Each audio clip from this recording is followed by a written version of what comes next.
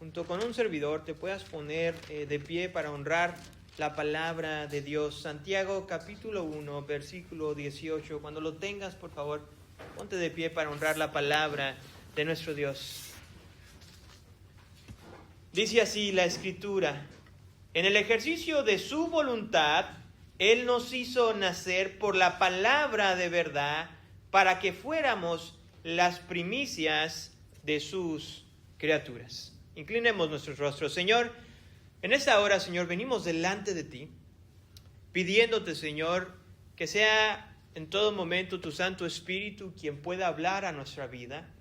Mi Dios, que en ningún momento las cosas que haya en nuestro corazón, Señor, los afanes de la vida, el trabajo del día de mañana, interrumpan nuestra atención, Señor, a lo que tu palabra necesita hoy decirnos. Mi Dios, yo te ruego que en todo momento nuestra atención, nuestras emociones y nuestra mente, Señor, puedan estar en un mismo sentir.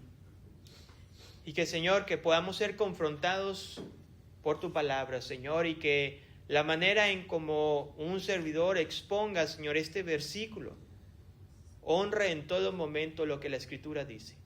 En el nombre de Jesús, Señor, oramos. Amén, Señor, y amén. Pueden tomar sus asientos.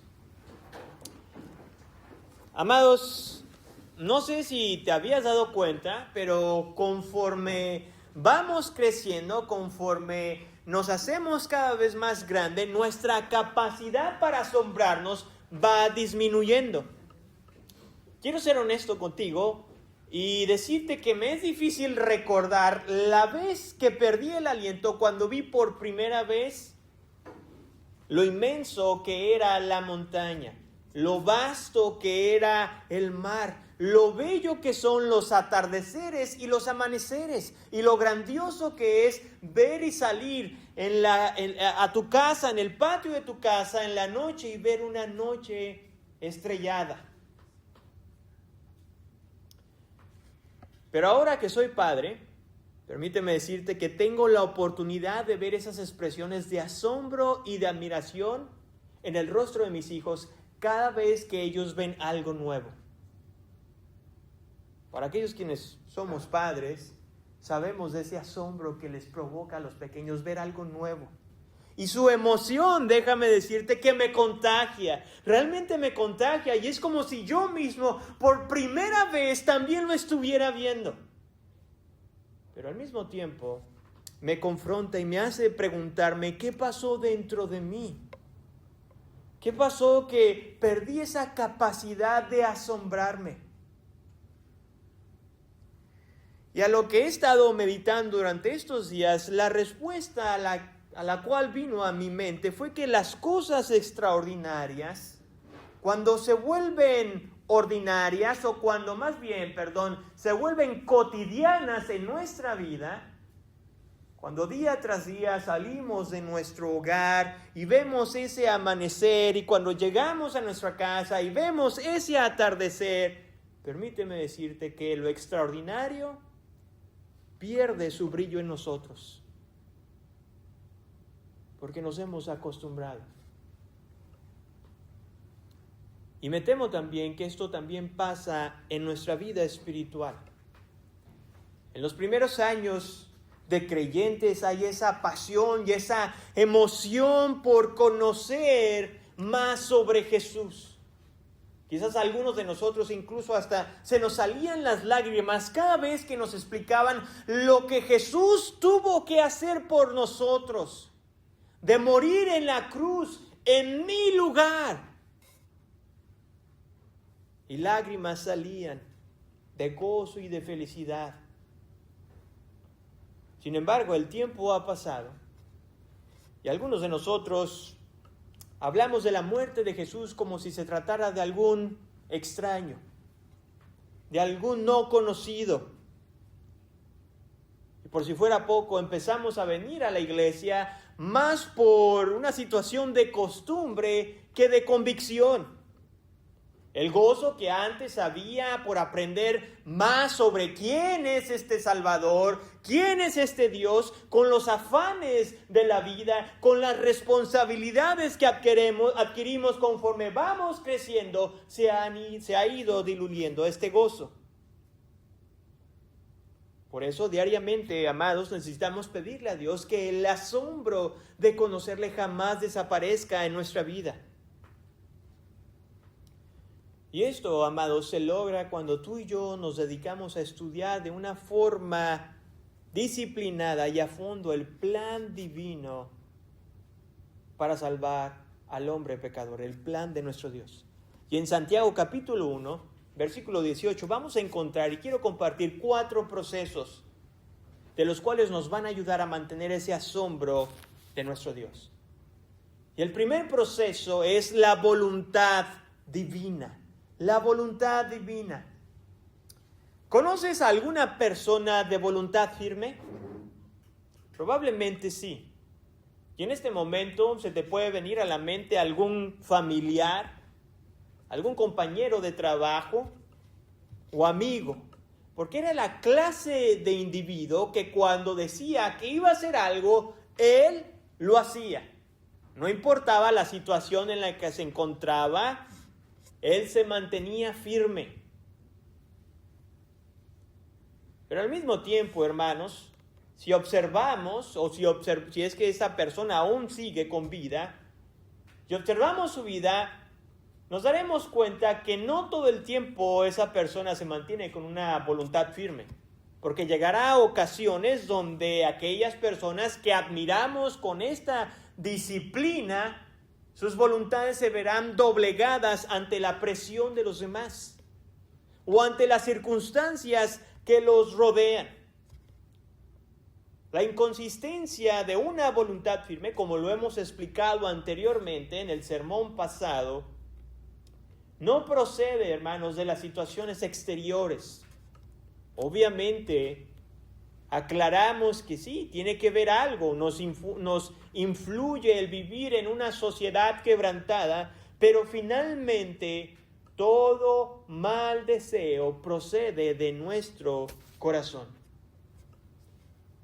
Por eso Santiago en el versículo 18, empieza con esta frase. Y vamos a dividir este versículo 18 en 4 frases. Y la primera frase que vamos a analizar es en el ejercicio de su voluntad. Algunas versiones que ustedes traen más modernas dice por su voluntad, por su propia voluntad. Y es aquí donde esta frase destaca la voluntad de nuestro Dios como una voluntad libre que no está bajo ninguna influencia, a diferencia de nosotros como hombres, donde nuestra voluntad es esclava. ¿Saben de qué es esclava? Es esclava del pecado. Nuestra voluntad es esclava del pecado, de las pasiones, como Santiago lo dice en su misma carta.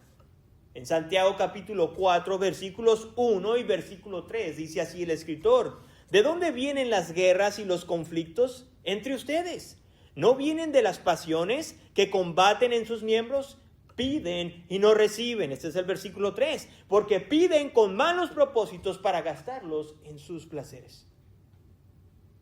Amados, por lo tanto, nuestra voluntad, todo aquello que tú y yo elegimos, está manchado por el pecado.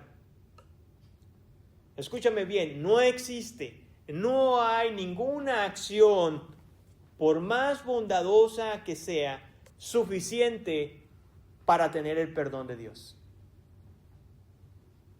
No importa lo más bondadoso que pueda hacer esa persona o su acto tan valiente y entre comillas no egoísta, aún así no es suficiente para ganarse el favor de Dios en respecto a la salvación, porque su corazón aún no ha sido regenerado. Y algunos podrán decir: pastor, ¿qué es esa palabra?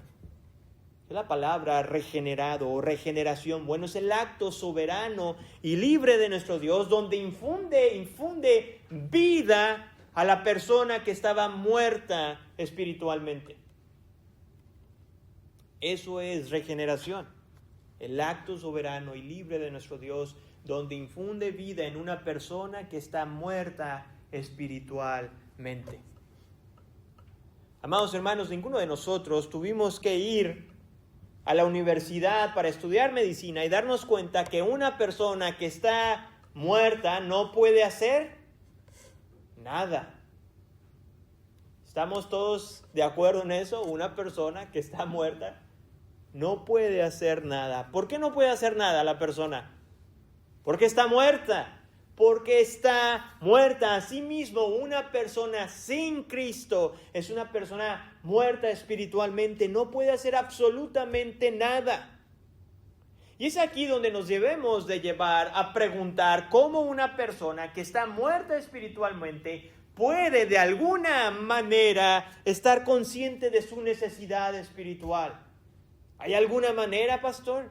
¿Hay una forma en que estas personas que son como zombies espirituales pueden saber que necesitan de Dios? Déjame respondértelo con otra pregunta, y no es en ninguna manera, es una pregunta capciosa. Pero ¿cómo sabe el individuo que ha fallecido que está muerto? Algunos están así como, pues déjame decirte que no lo sabe. ¿Sabes por qué? Porque está muerto. Una persona que está muerta ya no piensa, ya no siente, no sabe. De la misma manera, amado, una persona que su vida no ha sido transformada por el poder del Espíritu Santo ignora su condición espiritual. Desconoce que necesita de un Señor y de un Salvador. Es aquí donde las noticias del Evangelio deben de asombrarnos aún más. Como dice Santiago en esta primera frase, el versículo 18, en el ejercicio de su voluntad. En otras palabras, Dios soberanamente y libre de cualquier obligación decidió salvar al hombre pecador. No porque el hombre pecador se lo pidió, sino porque simplemente a Dios le plació salvarlo. Escucha bien y déjate asombrar por las palabras del apóstol Pablo en la carta a los Efesios, capítulo 2, versículo 4 al 5. Pero Dios, que es rico en misericordia, por su gran amor con que nos amó, aún nosotros, muertos en pecado, nos dio vida juntamente con Cristo. Por gracia sois salvos. Amados, el Dios que es rico en misericordia no se esperó que el hombre pidiera ayuda. Porque lo vuelvo a reiterar, una persona que está muerta en sus pecados es una persona que ignora su condición. Y este acto voluntario de nuestro Dios para con el hombre se ve reflejado en este segundo proceso de su plan, el cual es el regalo divino. Este es el segundo proceso, el regalo divino. Y lo podemos observar en la siguiente frase del versículo 18, el cual es, Él nos hizo nacer. Él nos hizo nacer. El domingo pasado expusimos el versículo 15, amados. Y el versículo 18 tiene un contraste con este versículo 15. El versículo 15 dice que el pecado engendra o da a luz vida. Y esta comparación entre estos dos versículos solo evidencia la cruda realidad de una persona que no tiene a Cristo, que no ha sido regenerado. En otras palabras, que los deseos del hombre que no ha nacido de nuevo solamente producen muerte. En una de las conversaciones más conocidas en el Evangelio de Juan, para ubicarlo en el capítulo 3, se encuentra Jesús hablando de noche y haciendo de noche con un hombre fariseo llamado Nicodemo. Y en esa conversación, Nicodemo tiene una pregunta, y la cual era la siguiente: ¿cómo era posible nacer de nuevo?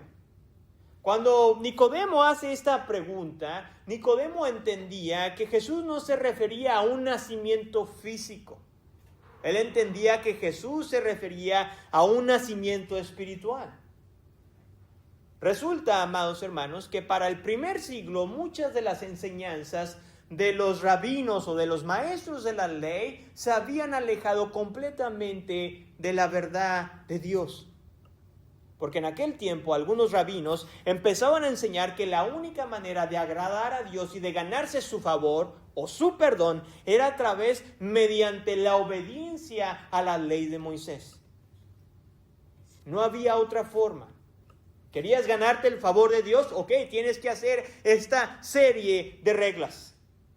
Y es aquí donde Nicodemo se sorprendió o se asombró al escuchar que el nuevo nacimiento no tenía que ver absolutamente nada con los esfuerzos humanos.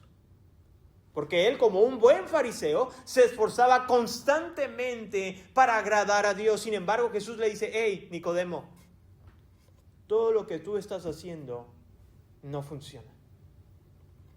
Y es aquí donde el Señor Jesucristo prosigue en la conversación, y quiero leérselos. Juan capítulo 3 versículos del 5 al 8 dice: en verdad te digo que el que no nace de agua y del Espíritu no puede entrar en el reino de Dios. Lo que es nacido de la carne, carne es, y lo que es nacido del Espíritu, Espíritu es. No te asombres de que te haya dicho: tienen que nacer de nuevo. El viento sopla por donde quiere y oyes su sonido, pero no sabes de dónde viene ni a dónde va. Así es todo aquel que es nacido del Espíritu. Amados, las palabras del Señor Jesucristo registradas en este Evangelio son un recordatorio para ti y para mí que la salvación no depende de nosotros. La salvación no depende de nosotros. Así como cualquier ser humano que ha nacido en este planeta Tierra no puede decidir cuándo nacer, en qué país nacer, la clase de color de piel, así también, amados, el hombre es incapaz de nacer espiritualmente de nuevo. Y esta verdad bíblica se viene o se afirma en este segundo punto, el cual es un regalo divino. Hermanos, cada año un servidor y mi esposa tienen una conversación recurrente con nuestros hijos, sobre todo cuando se acerca su cumpleaños. Porque como todo niño, están muy emocionados porque en su fiesta, ¿qué se les da a los niños? Regalo. Hay una expectativa de regalo, pero nosotros hemos tratado de enseñarles a nuestros hijos de que las personas no están obligadas a regalarles. Y que si les regalan algo que no les gusta, no lo tienen que dejar saber, sino que al contrario, tienen que ser agradecidos porque la persona, aun cuando los invitamos a su fiesta, aun cuando están comiendo en nuestra casa o en el lugar donde hicimos su fiesta, no están obligados a llevarles regalo. De lo contrario, si una persona estuviera obligada a regalarte algo, se pierde el concepto del regalo. Es un pago, es un impuesto, es prácticamente lo que tú y yo hacemos con el gobierno, pagar, no regalamos, sino estamos obligados a pagar. De la misma manera, amados, el regalo de la vida eterna no es un premio que tú y yo nos podamos ganar por un buen comportamiento, por una asistencia perfecta a la iglesia, por ayudar a los demás.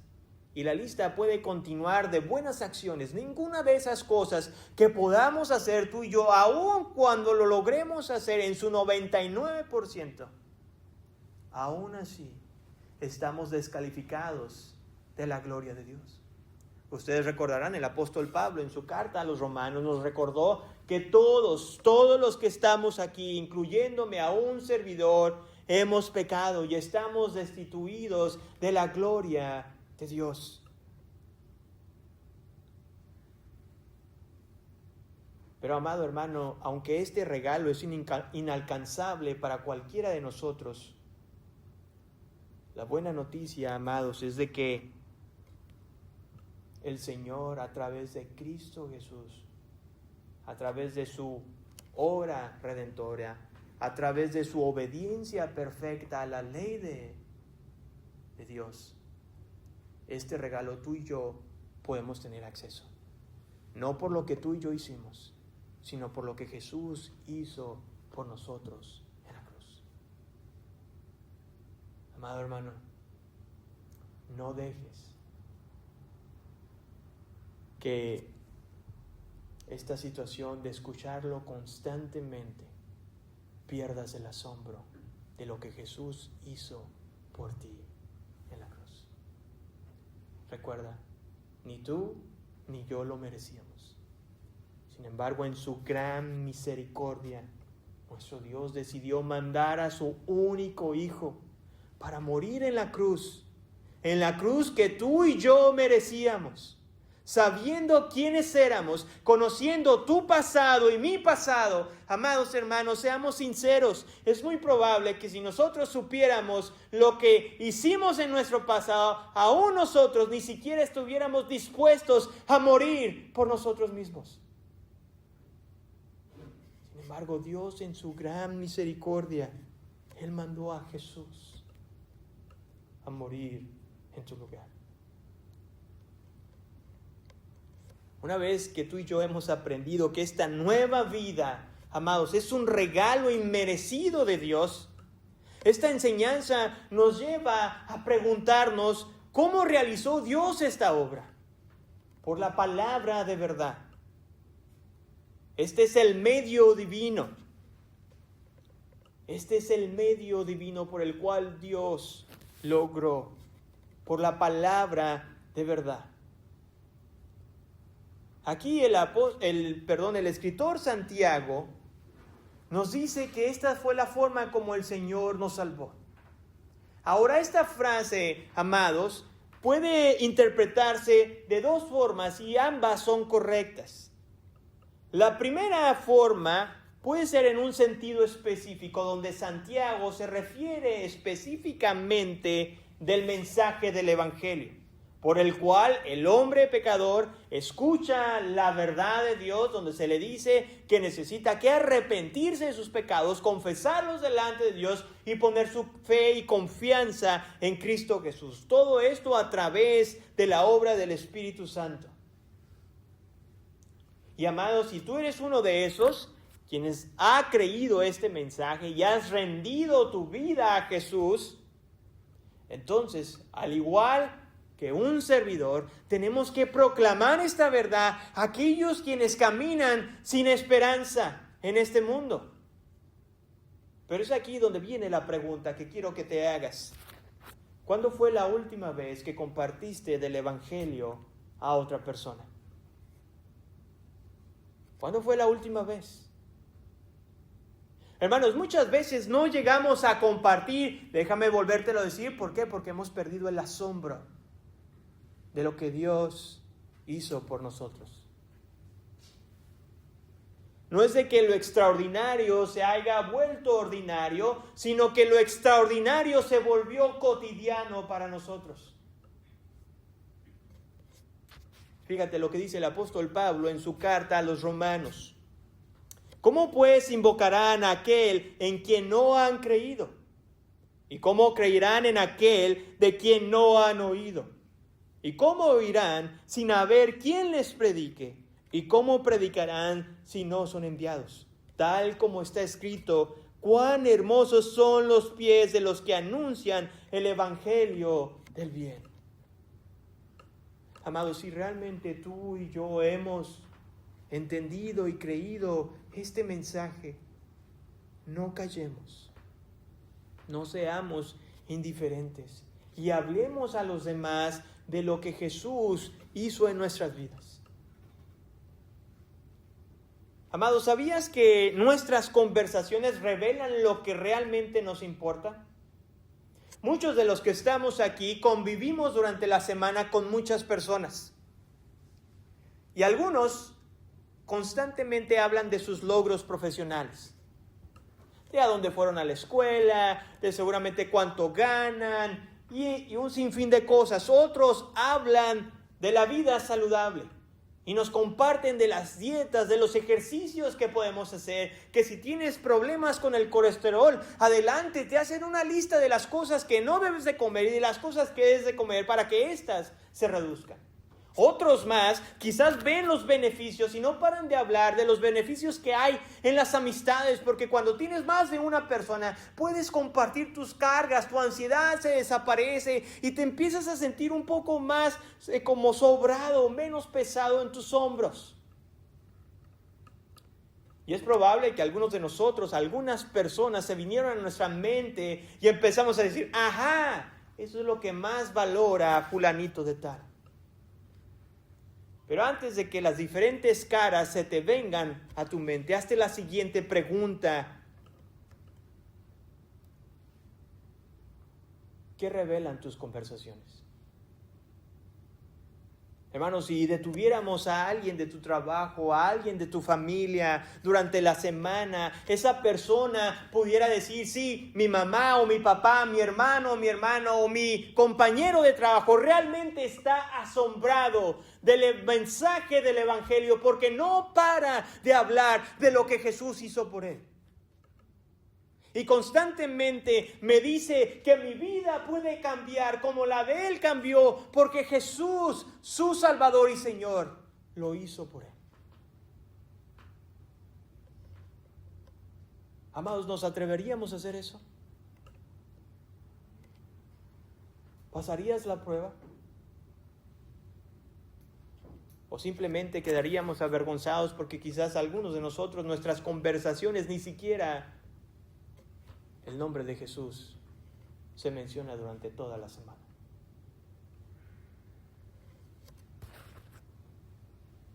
La segunda forma de entender esta oración por la palabra de verdad es en un sentido más general, amados, en el que Santiago hace referencia a toda la Escritura.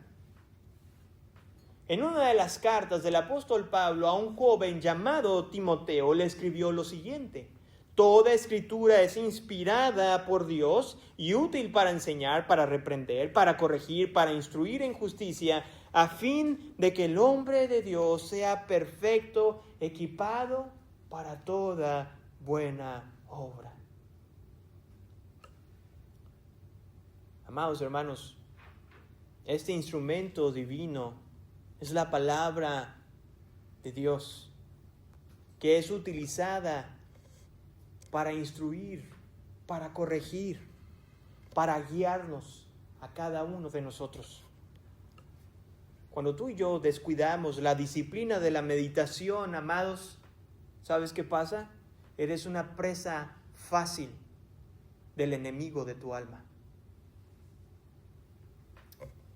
Hermano, ten cuidado. Si eres de aquellos que te has acostumbrado a meditar en la Escritura, de abrir la Biblia solamente los domingos, porque tu Biblia está en el carro para que no se te va a olvidar el domingo, y ahí queda guardada durante toda la semana.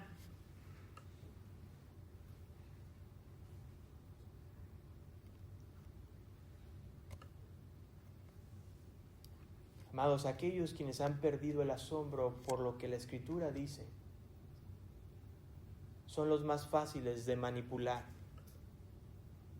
por aquellos quienes se presentan como siervos de Dios, como pastores, pero que en realidad son charlatanes.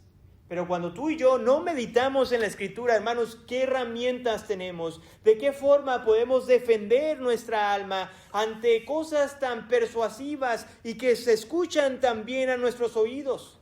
Porque muchas de estas personas que descuidan su disciplina en la meditación simplemente buscan lugares donde lo que escuchan es agradable a sus oídos, porque no les agrada ser confrontados con la verdad. Algunos de los que estamos aquí son padres.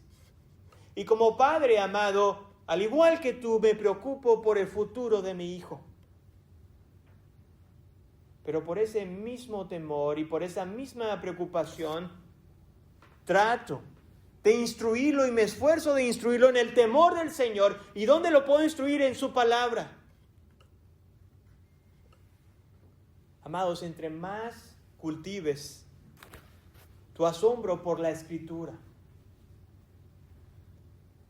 más protección tendrá tu alma contra aquellos que te quieran desviar del camino de justicia.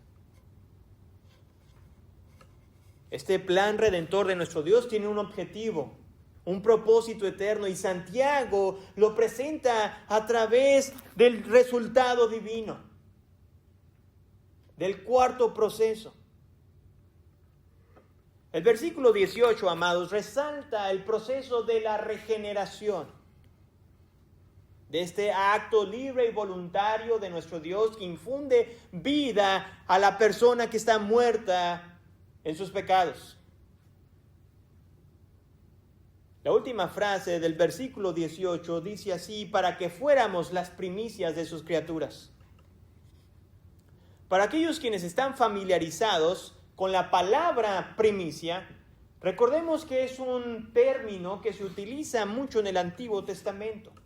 Y este término primicia se utilizaba o se refería a la selección de los mejores frutos de la primera cosecha, que debían de entregarse a Dios como una ofrenda. Este era un acto de dar lo mejor a nuestro Dios, un acto de fe y de obediencia, y no como un pago al Señor. Generalmente resulta que la primera cosecha era un indicador de cómo sería el resto del año. Así que el sembrador o el campesino podía sentirse tentado en aquel momento de no darle a Dios lo mejor, porque desconocía si en el resto del año iba a venir alguna sequía o alguna clase de plaga que terminaría con el resto de su cosecha.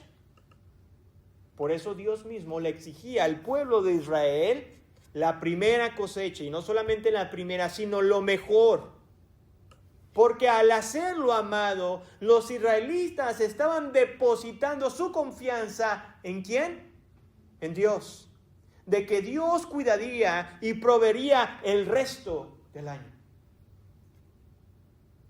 Por eso era un acto de fe y de adoración. Y Santiago, cuando se refiere a los creyentes como las primeras primicias de Dios, estaba comunicando al lector del primer siglo y a nosotros los lectores modernos que, al igual que las primicias, amados, tú y yo también hemos sido consagrados, apartados a nuestro Dios. En palabras más sencillas, amados, las personas que han sido regeneradas, que han nacido de nuevo, ya no pueden vivir como el mundo vive.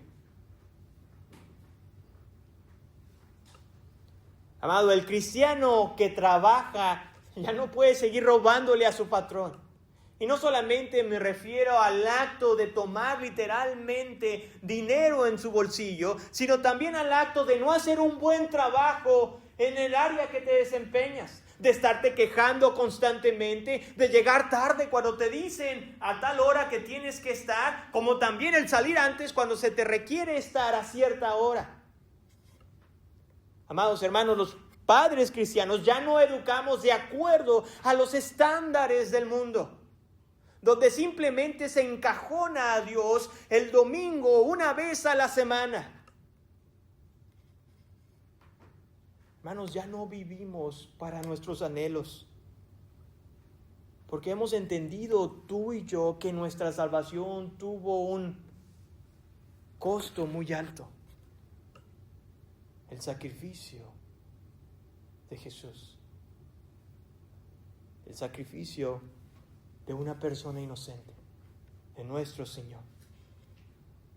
Romanos 12:1 nos dice: por tanto, hermanos, les ruego por las misericordias de Dios que presenten sus cuerpos como sacrificio vivo y santo, aceptable a Dios, que es el culto racional de ustedes.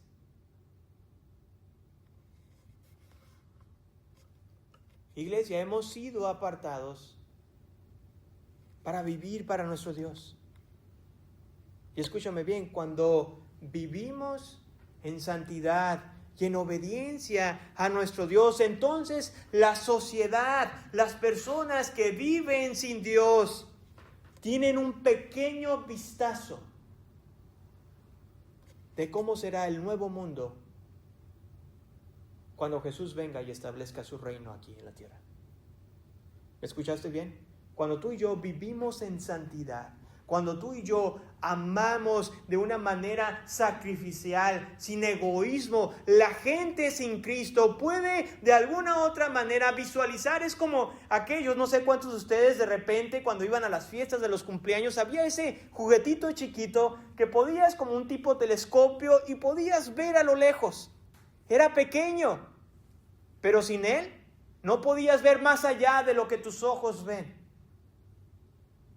De la misma manera, amados hermanos, cuando tú y yo vivimos en santidad, cuando tú y yo obedecemos a nuestro Dios sin importar las circunstancias, las personas de afuera son bendecidas en el aspecto de poder ver, aunque sea un pequeño vistazo de lo que será el reino de Dios, porque tú y yo somos las primicias de la nueva creación.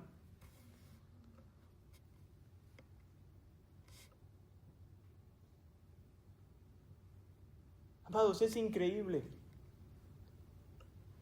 Y esto es lo asombroso, que aun cuando esta tierra, amados, sigue estando bajo la maldición del pecado, como lo leyó hace poco nuestro hermano Horacio en Romanos 8,